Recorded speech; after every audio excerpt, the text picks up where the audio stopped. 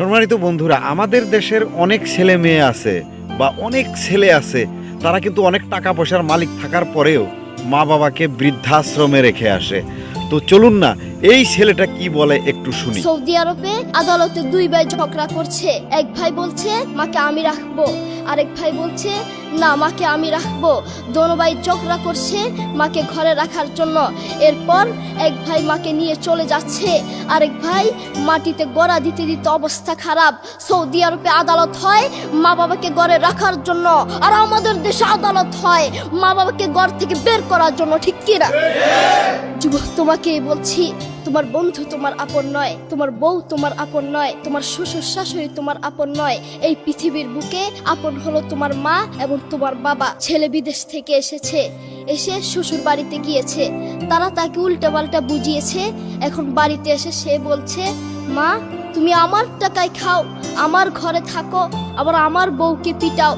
এই কথা শোনার পরে মা বাথরুমে গিয়ে আধা ঘন্টা কাঁদতে লাগলেন। কেঁদে অজু করে নামাজে দাঁড়ালেন। নামাজ পড়ে আল্লাহর কাছে বলতে লাগলেন, আল্লাহ তুমি আমার ছেলের উপর রাগ করিও না, ও ভুল করেছে, তুমি আমার ছেলের উপর রাগ করিও না, আমি আমার ছেলেকে বুঝাবো। এরপর মা গিয়ে ছেলেকে বুঝাচ্ছেন, বলছেন বাবা তুমি আমাকে বের করে দিবা, সমস্যা নেই, তুমি আমাকে বের করে দিও, কিন্তু আমার একটা স্বপ্ন আছে। ছেলে বললেন কি স্বপ্ন বলেন।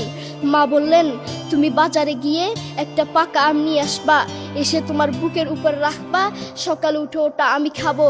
এরপর ছেলে বললেন আচ্ছা ঠিক আছে।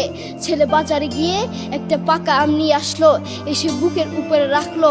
5 মিনিট না যেতেই সেই আম পিঠের নিচে পড়ে চ্যাপ্টা হয়ে গিয়েছে। এরপর ছেলে মাকে বললেন মা তুমি কি সকাল উঠে আমটা খাবে?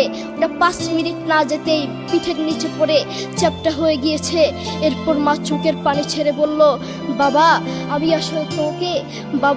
আমি আসলে তোকে খাওয়ার জন্য বলি নাই, আমি আম খাওয়ার জন্য বলি নাই, আমি তোমাকে বুঝার জন্য বলেছি।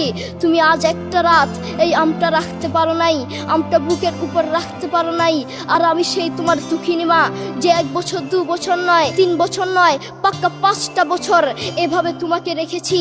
আমিও যদি তোমার মতো এভাবে ঘুমাতাম, তুমিও তো আমার পিঠের নিচে পড়ে চ্যাপ্টা হয়ে যেতা। এরপর ছেলে চোখের পানি ছেড়ে বলল মা আসলে আমি বুঝতে পারি নাই তুমি কি জিনিস আসলে আমি বুঝতে